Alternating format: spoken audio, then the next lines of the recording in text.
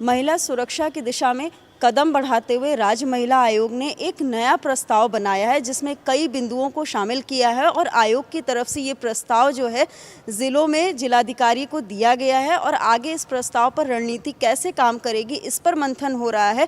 इस प्रस्ताव में क्या क्या है खास और इस पर किन बिंदुओं को शामिल किया गया है, इस पर विस्तार से बात करने के लिए आज हमारे साथ राज्य महिला आयोग की अध्यक्ष बबीता चौहान जी हैं और इनसे हम समझेंगे कि इस प्रस्ताव के मायने क्या हैं। उत्तर प्रदेश में जो ये आप प्रस्ताव लेकर आई हैं, इस प्रस्ताव में मैम क्या क्या खास चीज़ों को शामिल किया गया? देखिए, मुझे लगता है कि कोई ये इतनी टफ़ चीज़ नहीं है या कोई इतनी स्पेशल भी नहीं है।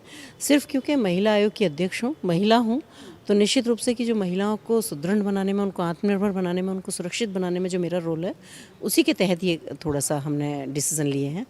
जिसके तहत एक ये है कि जैसे जिम है, तो क्योंकि एक आधुनिक भारत है, आधुनिकता की तरफ हम सब दौड़ रहे हैं, तो वहाँ क्या है कि बहुत सारी महिलाएं भी बहुत जाती हैं वहाँ और पुरुष भी होते हैं नेचुरली। तो लेकिन वहाँ कोई महिला ट्रेनर का इंतज़ाम नहीं होता कि उसकी वजह से मेरे पास बहुत सारी शिकायतें जिम से रिलेटेड आती हैं। तो वहाँ पुरुष क्योंकि महिला ट्रेनर ना होने की वजह से जब नहीं है, तो क्योंकि उनके पास कोई ऑप्शन नहीं है, तो वो जो लड़के हैं या जो भी ट्रेनर हैं वो उनके साथ वहाँ जिम करती हैं। उनका क्या होता है कि फिर वो वीडियो वायरल होते हैं, उनके साथ फोटोग्राफ्स खींच लेते हैं, फिर वो वायरल होते हैं। फिर उसके बाद जब वो मना करती हैं, क्योंकि सामाजिक और पारिवारिक रूप से वो नहीं चाहती कि हमारा कहीं इस तरह का एक्सपोजर हो, तो उनको ब्लैकमेलिंग की जाती है। जब ब्लैकमेल होती हैं तो फिर वो होती चली जाती हैं। तो ये इस तरह के केस मेरे पास बहुत आए। तो मैंने सोचा कि जब महिलाएं हर क्षेत्र में पुरुषों के साथ कंधे से कंधा मिला के काम कर ही रही हैं, हर क्षेत्र में काम कर रही हैं और देश की आधी आबादी है, तो ये एक फील्ड ऐसा क्यों है कि जहाँ महिलाएं काम नहीं कर सकती हैं। तो यहाँ हमने कहा है कि इसमें महिलाओं को भी अपॉइंट करना चाहिए, नंबर 1। नंबर 2, जितने भी वहाँ सारे ट्रेनर हैं या जो भी हैं, वहाँ जो भी कर्मचारी हैं, जो भी काम करते हैं, उनका पुलिस वेरिफिकेशन होना चाहिए। क्योंकि कई बार हमने देखा है कि इस तरह की घटनाएं होती हैं, घटना घट जाती हैं, घटना करके गुनाहगार भाग जाता है और पुलिस सिर्फ ढूंढती रह जाती है कि अब कहाँ जाएं, क्योंकि उनका कोई वेरिफिकेशन ही नहीं होता, उनका कोई सबूत ही नहीं होता, हमारे उनके पास कोई आइडेंटिटी नहीं होती है। जैसा अभी पिछले दिनों आपने देखा होगा कि कानपुर में भी एक महिला थी, उसका मर्डर कर दिया था, हालांकि वो पकड़ा गया शायद लड़का। तो ये इस तरह की चीज़ें हैं। दूसरा एक ये था कि जहाँ भी हैं वहाँ कैमरे एक अच्छे तरीके से हों, क्योंकि कैमरे अक्सर देखा है कि घटनाएँ घट जाती हैं तो जब ये होता है कि कैमरा काम ही नहीं कर रहा था। तो ये तो मेरा इससे संबंधित था। दूसरा मेरा उसके बाद मेरा ये भी है कि महिलाएं स्वतंत्र हैं कि वो चाहें कि हमें अगर इसके साथ ट्रेनिंग, मतलब हमको इसके साथ जिम करना है, हमारा उसको वो ट्रेनर हमारा लड़का होना चाहिए, तो वो उनकी स्वेच्छा पर निर्भर करेगा। वो चाहें तो लें, वो लिख के दें कि भाई मैं अपनी स्वेच्छा से ये ले रही हूँ। कल को अगर कोई घटना घटित होती है कोई थी, तो वो किसी को दोषी नहीं मान सकते। वो ये नहीं कह सकते साहब यहाँ महिला थी नहीं, हमने इसलिए लिया, है ना। क्योंकि अभी तक तो ये हुआ कि भाई महिला है ही नहीं, हमें मजबूरी में करना पड़ता है। तो वो आपने आजकल जैसे देखा ही होगा, सुना भी होगा कि जो बैड टच वाली बातें आती हैं, तो नेचुरली जब जिम जैसी जगह महिला हो या पुरुष हो, बड़े खुले दिमाग से एक्सरसाइज करना चाहता है वो, तो वहाँ की वो जो चीज़ें बाहर जब लीक आउट होती है तो महिलाओं को परेशानी होती है। पार्लर में क्या है, अभी आपने देखा होगा कि पहले जब महिलाओं के पार्लर थे तो उसमें महिलाएं ही काम करती थी। अब कुछ दिनों से ये फैशन बन गया कि महिलाओं के पार्लर में पिछले 1.5-2 साल से कि वहाँ लड़के काम कर रहे हैं। ठीक है, लड़के काम कर रहे हैं, अगर महिलाएं कराना चाहती हैं तो वो कराएं। लेकिन अभी आपने देखा होगा जैसे वेडिंग के लिए लड़कियों को तैयार करते हैं, उनका जो ब्राइडल मेकअप है उसको वो करते हैं, तो मेकअप भी लड़के कर रहे हैं, ठीक है, समझ आ रहा है। लड़कियों को कपड़े भी लड़के पहना रहे हैं, उनको साड़ियाँ वो पहना रहे हैं, उनको लहंगे वो पहना रहे हैं, ठीक है। फिर उनकी वो वीडियो बनाते हैं, जैसा देखा होगा आपने भी मोबाइल पे कि वीडियो बना के फिर उनको बाहर पब्लिक करते हैं, या तो कर देते हैं, नहीं करते हैं तो उनको ब्लैकमेल करते हैं। क्योंकि कोई भी बच्ची जिसकी शादी हो रही होती है वो बच्ची ही होती है, उसकी आप तैयार कर रहे हो, उसको आप कपड़े पहना रहे हो, उसको आप वीडियो बना रहे हो, फिर उस पर आप ये कहोगे कि भाई हम ये देख लो, हमने ये वीडियो हमारे पास है। फिर वो लड़की निश्चित रूप से, क्योंकि उसे दूसरे घर में जाना होता है, अपने पेरेंट्स भी कहेंगे, कोई माँ बाप नहीं चाहते कि किसी की लड़की को कोई लड़के कपड़े पहनाए। वो भी जब वहाँ जाएंगी तो डर की वजह से वो भी नहीं कह पाती, फिर उनकी वो ब्लैकमेलिंग शुरू हो जाती है। तो मेरा मानना है कि काम कर रहे हैं, कराएं। फिर मैं यहाँ मेरा वही पॉइंट है कि महिलाएँ चाहें तो वो कराएँ, लेकिन वहाँ महिला भी होनी चाहिए, स्पेशली कपड़ों के लिए तो होना चाहिए, क्योंकि ना तो हमारे ऐसे संस्कार हैं और ना भारत की ये संस्कृति है कि जहाँ लड़कियों को लड़के कपड़े पहनाएं।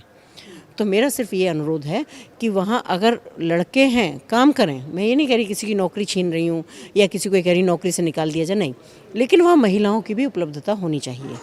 और दूसरा एक ये कैमरे वाली चीज़ें वो वहाँ भी फिट होती है मेरी।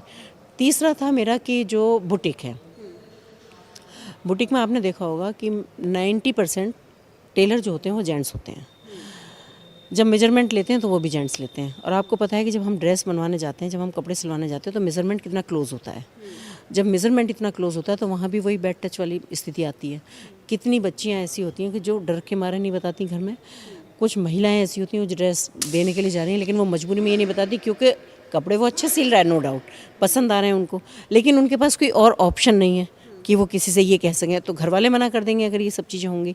तो ये सारी चीज़ें मेरे पास इसलिए आई क्योंकि मैं महिला हूँ और महिलाओं की बातों को सुन रही हूँ, महिलाएं मेरे पास आ रही हैं बताने के लिए। तो मैंने वहाँ भी कहा कि मेज़रमेंट के लिए आप लड़की रखें।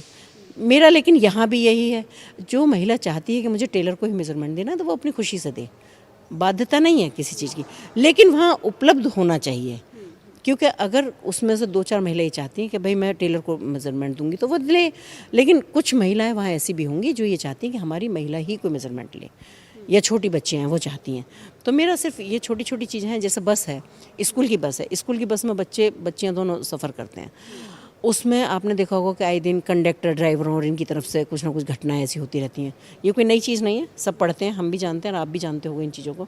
तो मेरा सिर्फ ये कहना है कि जितनी भी स्कूल की बस है उसमें एक एक महिला अपॉइंट कर देना चाहिए, चाहे तो वो कुछ नहीं है तो कंडक्टर का कोई काम नहीं होता, कंडक्टर के तौर पर उसको बिठा दें या किसी भी अटेंडेंट के तौर पर उसको बिठा दें, लेकिन एक महिला बस में ज़रूर होनी चाहिए जो भी बच्चे स्कूल जाते हैं, जिससे वो उसमें जो लड़कियाँ जाती हैं वो सेफली जाएँ और वापस आएँ। बात है उपलब्धता की कि महिलाएं भी वहाँ पर जो है एक कर्मचारी के रूप में होनी चाहिए, चाहे जिम ट्रेनिंग की बात हो, बुटीक की बात हो, टेलरिंग की बात हो।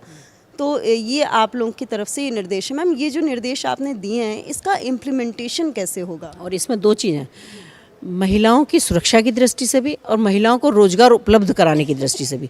महिलाओं को स्वाभिमानी और आत्म सम्मान के लिए भी उनके, क्योंकि जब तक वो आत्मनिर्भर नहीं होंगी तब तक उनका स्वाभिमान और वो नहीं उनका जागेगा। तो हमने महिलाओं को आत्मनिर्भर बनाने के लिए भी एक पहल है, क्योंकि जब जाएंगी तो इतने सारे बुटीक हैं, इतने सारे जिम हैं, तो वहाँ अपॉर्चुनिटी मिलेगी उनको नौकरी करने की और वहाँ मिलेंगे और अच्छे पैसे भी मिलेंगे उसमें, तो इसमें बुराई क्या है। और जब सुरक्षा की बात आती है तो जहाँ महिलाओं को जिन महिलाओं को ऐसा लगता है कि भाई यहाँ सुरक्षा की दृष्टि से ठीक नहीं है और ये सही नहीं हो रहा है, तो उनके लिए भी अच्छी है। तो ये निर्देश जो हैं आप लोग लागू कैसे कराएंगे? नहीं, हमने लागू ये कराने के लिए एप्लीकेशंस दे दी हैं, हमने जिलाधिकारियों को सबको निर्देश दिए हैं, वो नीचे स्तर पर जाएंगे, वो प्रशासनिक तौर पे इनकी सब करेंगे और इसमें सब काम शुरू भी हो गया है, क्योंकि आप जानते हैं कि उत्तर प्रदेश बड़ा है और इन चीज़ों की तादाद भी बहुत है, चाहे वो जिम ले लो, चाहे वो बुटीक ले लो, चाहे वो पार्लर ले लो, चाहे जो भी जगह ले लो, तो इन चीज़ों की तादाद भी बहुत है। तो वो अपने काम में लगे हुए हैं और सब काम होगा, फिर उसका हम कुछ समय हमें देना चाहिए, क्योंकि अगर किसी को जॉब पर रखना होता है तो उसकी योग्यता भी देखनी होती है। अगर ट्रेनर रखना होंगे तो लड़की भी ट्रेनर होगी तो परफेक्ट होगी, पार्लर में रखना है तो वो भी परफेक्ट होना चाहिए। तो इसलिए हम उनको भी थोड़ा टाइम देंगे, पर उसके बाद हम सबका संज्ञान लेंगे और हम खुद देखेंगे उसको। तो आपने सुना राज्य महिला आयोग की अध्यक्ष बबीता चौहान जी को, जिन्होंने स्पष्ट किया है कि इनकी तरफ से जो निर्देश दिए गए हैं उसमें इन्होंने स्पष्ट किया है कि महिला कर्मचारियों की संख्या बढ़ाने पर ज़्यादा जोर है। अगर कोई चाहे, अगर वो चाहते हैं कि पुरुष कर्मचारी की सेवा लेना तो वो उनकी इच्छा पर है। इनकी तरफ से सिर्फ ये है कि जहाँ पर भी इस तरह के जिम ट्रेनिंग सेंटर हैं, योग सेंटर हैं, बुटीक हैं, वहाँ पर जो है पुरुषों के साथ साथ महिला कर्मचारी भी होनी चाहिए, ताकि विकल्प मिल सके और महिलाओं की जो सुरक्षा है वो सुनिश्चित हो सके और महिलाओं का जो सम्मान है वो बना रहे। लखनऊ में कैमरा पर्सन विशाल सोनकर के साथ दुर्गा शर्मा, DD न्यूज़।